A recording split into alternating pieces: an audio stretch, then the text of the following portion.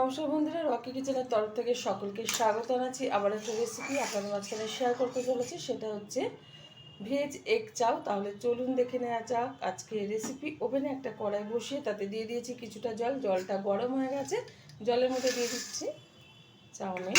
এটা ভালো করে সিদ্ধ করে একটু জল ঝরিয়ে নেব একটা ঝুড়ির মাধ্যমে।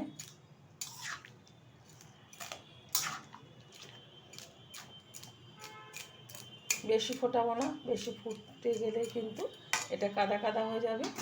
তো 1 থেকে 1.5 মিনিট মতো হাই আছে আমি ফুটিয়ে নিচ্ছি। চাউমিনটা কিন্তু ভালোভাবে সিদ্ধ হয়ে গেছে। এখন আমি একটা ঝুড়িতে ঢেলে জলটা ঝরিয়ে নিচ্ছি। চাউমিনটা ঢেলে দেওয়ার পর কিন্তু কড়াইটা আবার বসিয়ে দিয়েছি ওভেনে। আর এদিকে কিন্তু কড়াইতে দিয়ে দিয়েছে এই যে তেল কিছুটা। আর এদিকে কিন্তু 2টো ডিম আমি ভেঙে ফেটিয়ে নিয়েছি হালকা একটু লবণ দিয়ে। এখন তেলের মধ্যে ঢেলে দিচ্ছি। এটা একটু ভুজিয়া টাইপের বানিয়ে তুলে নেব একটা পাত্রে।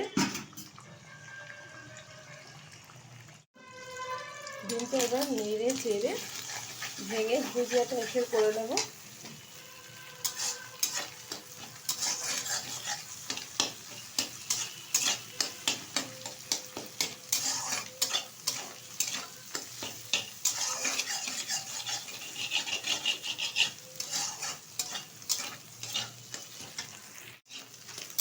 ভালোভাবে কিন্তু ডিমের ভুজিয়াটা হয়ে গেছে। ঢেলে দিচ্ছি একটা পাত্রে। ডিমের ভুজিয়াগুলো কিন্তু ঢেলে দিয়েছি একটা পাত্রে। আবারও কড়াইটা ওভেনে বসিয়ে দিয়ে দিয়েছি কিছুটা পরিমাণে সাদা তেল। তেলটা গরম হয়ে গেছে, তেলের মধ্যে দিয়ে দিচ্ছি খুব সামান্য পরিমাণে একটু হলুদ গুঁড়ো। যারা হলুদ না দিতে চান চাউমিনে, না দিলেও হবে, সাদা করে নিতে পারে। তো আজকে একটু কালার দিলাম, মানে হলুদ দিলাম যাতে ভালো কালার আসে। আর এদিকে কিন্তু সবজিগুলো ভালো করে কুটে দিয়ে পরিষ্কার করে নিয়েছি।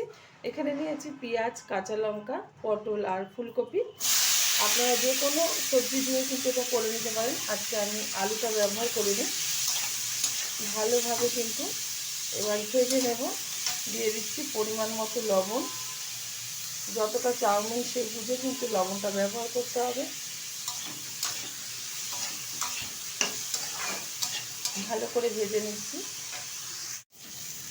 সবজিগুলো কিন্তু সুন্দরভাবে ভাজা হয়ে গেছে। এদিকে যে চাউমিনটা সিদ্ধ করে জল ঝরিয়ে রেখেছিলাম সেটা দিয়ে দিলাম।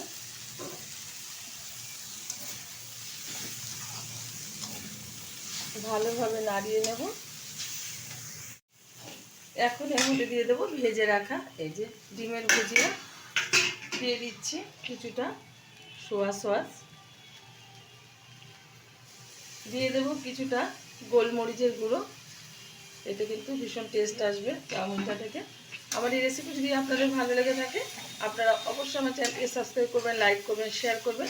আর বাড়িতে এরকমভাবে একবার চাউমিন বানিয়ে খেয়ে দেবেন। আশা করি ভীষণ ভীষণ ভালো লাগবে বড় থেকে ছোট প্রত্যেকেরই। চাউমিনটা কিন্তু হয়ে গেছে।